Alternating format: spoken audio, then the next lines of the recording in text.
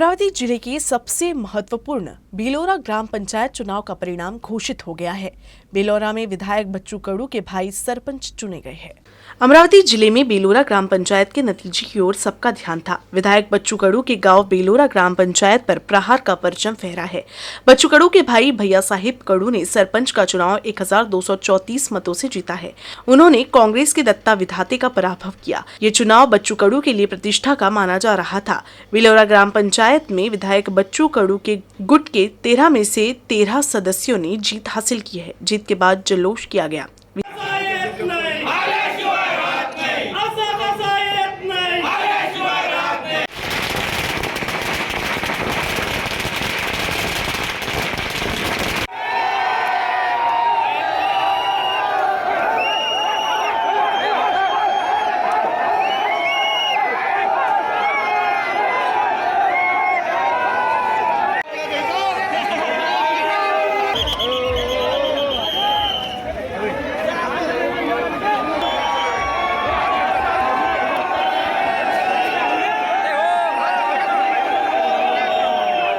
इसी तरह नांदगांव खंडेश्वर तहसील में कुल 17 ग्राम पंचायतों के नतीजों की घोषणा हुई। परिणाम के बाद विजयी प्रत्याशियों में खुशी का माहौल देखने को मिला।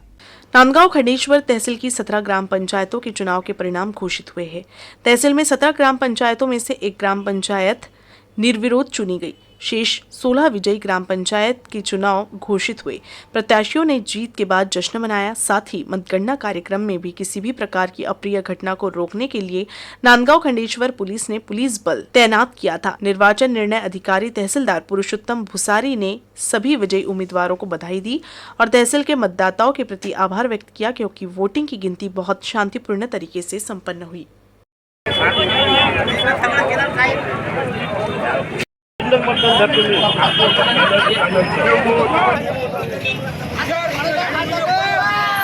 अमरावती जिले के चांदूर रेलवे तहसील के कुल 17 ग्राम पंचायतों के नतीजे घोषित हुए।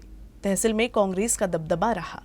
अमरावती जिले के चांदूर रेलवे तहसील के कुल 17 ग्राम पंचायतों के नतीजे घोषित कर दिए गए हैं। जहां कांग्रेस को 10 ग्राम पंचायतों पर जीत मिली है, तो वहीं भाजपा को 6 जगहों पर जीत मिली है, तो अपक्ष को 1 ग्राम पंचायत में जीत मिली है। यहां भाजपा विधायक प्रताप अड़सड़ को झटका लगा है, तो वहीं ग्राम पंचायत चुनाव में कांग्रेस के पूर्व विधायक वीरेंद्र जगताप का दबदबा रहा। तहसील में निर्दलीय प्रत्याशी भी कांग्रेस गुट में शामिल हो सकता है। स्वाभिमान पार्टीचा स्वाभिमान पार्टीचा स्वाभिमान पार्टीचा रवि बाबू तुम आगे बढ़ो, हम तुम्हारे साथ हैं। सुनील बाबू तुम आगे बढ़ो, हम तुम्हारे साथ हैं।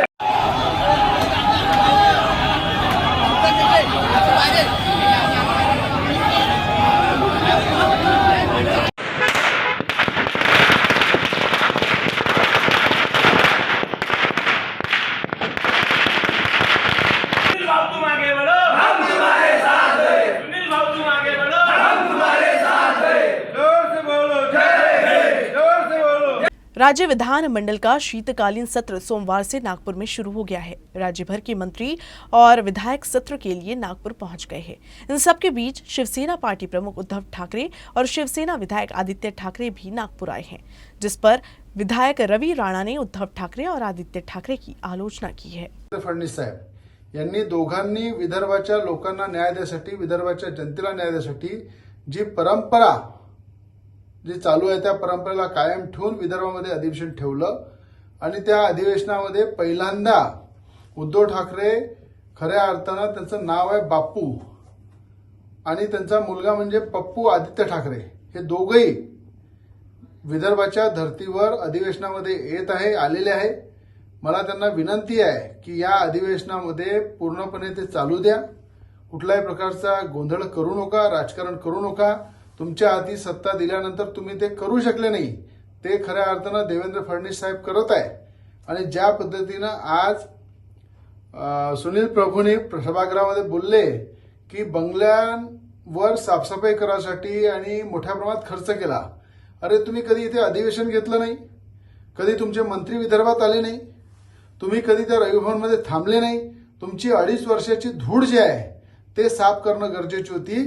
म्हणून रवी भवनचे सगळे बंगले स्वच्छ केले, सुंदर केले आणि त्या ठिकाणी अनेक मंत्री आज त्या ठिकाणी थांबून या विदर्भाच्या जनतेला न्याय देत आहे. जे तुम्ही करू शकले नाही ते खऱ्या अर्थानं या ठिकाणी देवेंद्र फडणवीस साहेब आणि एकनाथजी शिंदे करत आहे विदर्भासाठी. कृपा करून अधिवेशन चालू द्या. कुठल्याही विषयाला घरून राजकारण करू नका. अधिवेशन बंद पाडू नका.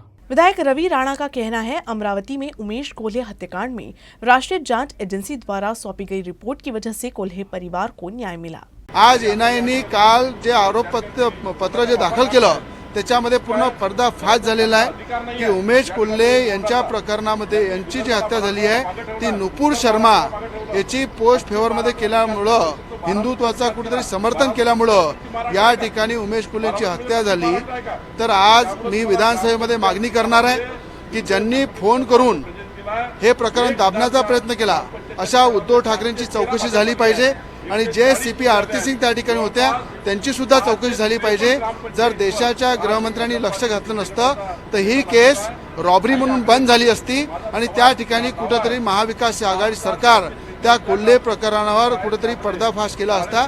पण आज खऱ्या अर्थाने एनआयएने जो निर्णय दिला, जे आरोपपत्र जे दाखल केलं त्यामध्ये कोल्हे परिवाराला तर न्याय मिळालाच, पण या अशा प्रकारे खुलेची हत्या झाली त्या प्रकरणात सुद्धा बाहेर काढण्याचं काम एनआयएने केलं. म्हणून देशाचे गृहमंत्री अमित शहाजी यांचे धन्यवाद देतो की कोल्हे प्रकरणामध्ये खऱ्या अर्थाने कोल्हे कुटुंबाला न्याय मिळवून दिला. जांच एजेंसी एनआईए ने हाल ही में अमरावती के उमेश कोल्हे हत्या के मामले में चार्जशीट दायर की थी.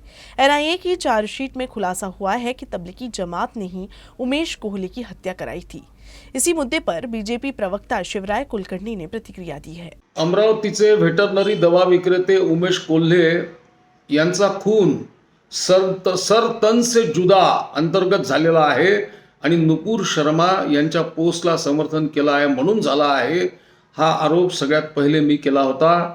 मात्र तेव्हाचं उद्धव ठाकरे यांचं सरकार, महाविकास आघाडी सरकार यांच्या दबावात अमरावतीचे पोलीस हे प्रकरण दाबण्याच्या तयारीमध्ये होते आणि म्हणून सगळ्यात पहिले भारतीय जनता पार्टीचा प्रवक्ता या नात्याने मी सरकारकडे मागणी केली होती की या प्रकरणामध्ये एनआयएने यावं, एनआयएने लक्ष घालावं आणि एनआयए आल्यानंतर त्वरित हे प्रकरण उमेश कोल्हेचं जे प्रकरण आहे हे नुपूर शर्माच्या समर्थनार्थ पोस्ट केली म्हणून घडलं आहे, हे सगळं तथ्य समोर आलं. केंद्रीय गृहमंत्री अमितजी शहा यांचे आम्ही मनपूर्वक आभार मानतो की अमरावती हा कट्टर इस्लामिक वाद्यांचा अड्डा बनत चाललेला आहे. गेल्या 12 नोव्हेंबरला रजा अकादमीने मोर्चा काढून अमरावतीमध्ये धुडगूस घातला होता. सीएच्या विरोधात जेव्हा मोर्चा काढला तेव्हाही अमरावतीमध्ये दगडफेक झाली होती. अशा अनेक घटना अमरावतीमध्ये घडल्या. लव जिहादचं मोठं सेंटर अमरावती बनलेलं आहे आणि उमेश कोल्हे यांची सरतन से जुदा अंतर्गत पहिली घटना ही अमरावतीमध्ये घडली. उघडकीस राजस्थान नंतर जरी आली असली तरी देशातली पहिली घटना अमरावतीमध्ये घडली होती. आता एनआयएने याच्यामध्ये चार्जशीट दाखल केलेली आहे आणि चार्जशीटमध्ये अनेक तथ्य समोर आलेले आहेत की याच्यामध्ये तबलिगी लोकांचा देखील समावेश असल्याचं तथ्य समोर आलेलं आहे. राज्यामध्ये आता एकनाथजी शिंदे आणि देवेंद्रजी फडणवीस यांचं सरकार आहे. एनआयए तथ्यांपर्यंत पोहोचते आहे, पुराव्यांपर्यंत पोहोचते आहे आणि पुराव्यानिशी कोर्टामध्ये एनआयए उभी असल्यामुळे आता उमेश कोल्हे यांना न्याय मिळेल आणि अमरावतीकरांना देखील त्यांच्या मनामध्ये जी दहशत भीती निर्माण झाली आहे त्यावर देखील एक तोडगा निघेल, आरोपींना शिक्षा होईल असं वातावरण एनआयएने निर्माण केलेलं आहे. आम्हाला सगळ्यांना विश्वास आहे की यातल्या दोषींना कठोरातलं कठोर शासन केलं जाईल. अमरावती के वडाली वन क्षेत्र के वनरक्षक प्रफुल्ल बालासाहेब फरतोड़े को स्वर्ण पदक और एक पत्र देकर सम्मानित किया गया. नागपुर में आयोजित कार्यक्रम के दौरान मुख्यमंत्री के हस्ते वनरक्षक को उनके उत्कृष्ट कार्य के लिए सम्मानित किया गया. इस कार्यक्रम में मुख्यमंत्री ने वन संपदा के महत्व पर अपने विचार प्रस्तुत किए. वैसे मुख्यमंत्री वनों और पर्यावरण को लेकर काफी संवेदनशील है. महाराष्ट्र की अर्थव्यवस्था दुनिया में 36वें स्थान पर है. उन्होंने उम्मीद जताई कि पर्यावरण संरक्षण के काम में महाराष्ट्र टॉप 10 में शामिल हो. वन मंत्री सुधीर मुनगंटीवार ने उत्कृष्ट कार्य के लिए पुरस्कार प्राप्त करने वाले अधिकारियों व कर्मचारियों से और भी बेहतर कार्य करने की अपील की. इस कार्यक्रम में वन रक्षक रामदास खोत, प्रफुल्ल फरतोड़े, वीवी रवि हलगे समेत 5 वन कर्मियों का सत्कार किया गया। प्रफुल्ल बालासाहेब फरदोड़े अमरावती के वडाली वन क्षेत्र में वन रक्षक के पद पर कार्यरत है। उन्होंने वडाली वन क्षेत्र में पेड़ों की अवैध कटाई पर लगाम लगाई है, साथ ही कई बड़ी कार्रवाई भी की है। उनके कार्यों को देखते हुए ही राज्य सरकार ने वन विभाग की ओर से मुख्यमंत्री द्वारा स्वर्ण पदक एवं सम्मान पत्र देकर सम्मानित किया गया। तोडीचा माल जप्त करून मोठ्या प्रमाणात रक्कम 5,92,662 एवढा वनमहसूल शासनामध्ये जमा केला। वडाळी वन परिक्षेत्रामध्ये घोरपड वन्यजीवाची शिकार प्रकरणामध्ये कर्तव्य तत्परतेने भाग पाडलं। आंगनवाड़ी आहार यूनिट की दर बढ़ाने की मांग की जा रही है। अमरावती जिले में पिछले 7 माह से आंगनवाड़ी के खाद्यान्न के बिल का भुगतान नहीं हुआ है, जिससे परेशान होकर आंगनवाड़ी खाद्य आपूर्ति कार्यकर्ता व महिला बचत गठ ने जिलाधिकारी को अपनी समस्याओं का निवेदन सौंपा। आंगनवाड़ी आहार आपूर्ति संगठन अर्थात सीटू के अमरावती जिला शाखा द्वारा अमरावती के जिलाधिकारी कार्यालय में निवेदन सौंपते हुए अपनी समस्या सरकार तक पहुंचाने की कोशिश की गई। पिछले कई महीने से खाद्यान्न का भुगतान नहीं होने से खाद्यान्न की आपूर्ति करने वाले काफी परेशान हैं। ऐसे में उन्होंने बकाया बिल का तत्काल भुगतान करने की मांग की। साथ ही चेतावनी दी कि अगर मांग पूरी नहीं हुई तो तीव्र आंदोलन भी किया जाएगा। प्रमुख म्हणून इथे बोलून राहिली आहे। आम्ही गेले 2005 पासून अंगणवाडीला गरम व ताजा आहार देतोय आणि 2005 पासून आम्हाला यांनी बिलकुल म्हणजे इतकी कमी हे दिलेली आहे रक्कम आम्हाला। आम्ही सुरुवात ₹1.48 पासून केलेली आहे। 2005 ते आज 2022 आलेला आहे।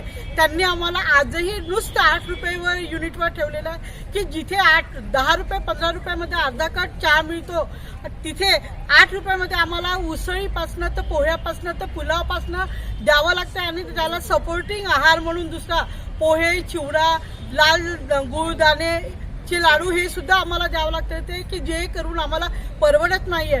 शिवाय सेंटर आमचे इतके लांब आहे की आम्हाला तो ऑटोचा खर्च पण स्वखर्चातून आम्हाला ऑटोचे पैसे द्यावे लागत आहे आणि गेले 7 महिने झालेले आहे। अंगणवाडीतल्या महिला या सतत बचत गट अंगणवाडीला आहार देण्यासाठी कर्जाने व्याजाने पैसे घेऊन आहार देत आहे, तेव्हा शासनाने आम्हाला ताबडतोब चेक आमचं मानधन देण्याची कृपा करावी व तसेच आमचे युनिट जे आहे प्रत्येक पहिल्यांदा सुरुवातीला 20 ते 25 युनिट असायचे, आता नुसतं 15 युनिटवर आमचे समाधान करत आहे ते आणि भविष्यामध्ये त्यांनी आमचे युनिट सुद्धा वाढवून द्यावे, नाहीतर आम्हाला तीव्र आंदोलन करावं लागेल ही आम्ही ग्वाही देतो।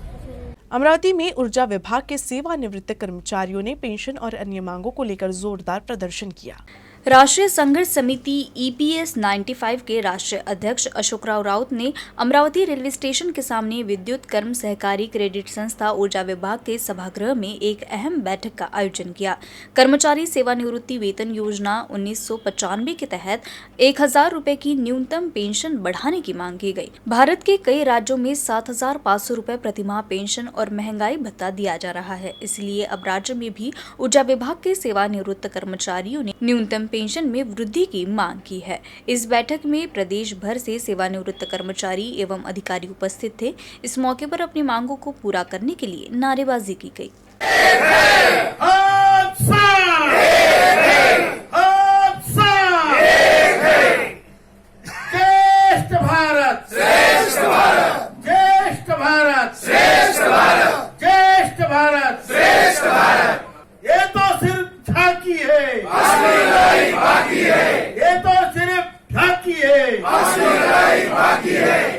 अमरावती परतवाड़ा मार्ग पर एक पेट्रोल पंप के पास एक मीडिया प्रतिनिधि को एक्सपायर्ड गर्भ निरोधक गोलियां और कुछ अन्य दवाइयां इंजेक्शन लावारिस अवस्था में मिले। इसकी शिकायत उन्होंने संबंधित विभाग से की, लेकिन एक दिन बीत जाने के बाद भी संबंधित विभाग का इस ओर ध्यान नहीं है। प्राप्त जानकारी के अनुसार जब स्थानीय पत्रकार दोपहिया वाहन से अमरावती जा रहे थे तो सड़क के किनारे दवाइयों के कुछ पैकेट बिखरे दिखाई दिए। करीब जाकर देखने पर हजारों गर्भनिरोधक गोलियों के पैकेट और अन्य दवाई की बोतलें दिखाई दी। इन दवाइयों को देखने के बाद सवाल उठ रहा है कि ये फेंका हुआ ये स्टॉक सरकारी दवा विक्रेता का है या सरकारी अस्पताल का, और यहाँ क्यों फेंका गया है। इस संबंध में पूछे जाने पर स्वास्थ्य विभाग ने कहा कि हमारा नहीं है। वहीं उप जिला अस्पताल अधीक्षक डॉक्टर सुरेंद्र ढोले से पूछताछ की गई तो उन्होंने ये स्टॉक जिला अस्पताल का नहीं होने का हवाला दिया। एक्सपायर्ड दवाई को फेंका नहीं जा सकता, ये गंभीर अपराध है। इस दौरान मांग की गई है कि संबंधित खाद्य एवं औषधि प्रशासन स्वास्थ्य विभाग के साथ पुलिस विभाग पर इस मामले पर ध्यान दे। अमरावती में श्री शिवाजी उद्यान विद्या महाविद्यालय और अमरावती गार्डन क्लब के संयुक्त तत्वावधान में शेवंती पुष्प प्रदर्शनी का आयोजन किया गया। अमरावती में प्रदर्शनी के उद्घाटन के साथ ही ये प्रदर्शनी उद्यान और फूल प्रेमियों के लिए खोली गई। प्रदर्शनी में लाल, पीले, बैंगनी, सफेद शेवंती सभी का मन मोह रहे हैं। बागबानी भी कला ही है, इससे सृजनात्मकता का विकास संभव है। फूलों की विभिन्न रचनाओं से प्रसन्न होने पर व्यक्ति का मन प्रसन्न रहता है। आज के इस आधुनिक युग में प्रकृति के करीब जाने का ये सुनहरा अवसर है। इस प्रदर्शनी में एक ही स्थान पर 30 से 40 विभिन्न प्रजाति के फूलों के अध्ययन करने का अवसर मिलता है। इसलिए इस शेवंती पुष्प प्रदर्शनी को देखने के लिए विद्यार्थियों के साथ साथ बड़ी संख्या में नागरिक भी पहुंचे। इस प्रदर्शनी के आयोजन का मुख्य उद्देश्य छात्रों को शेवंती और विभिन्न प्रजातियों के संरक्षण के बारे में जानकारी देना है।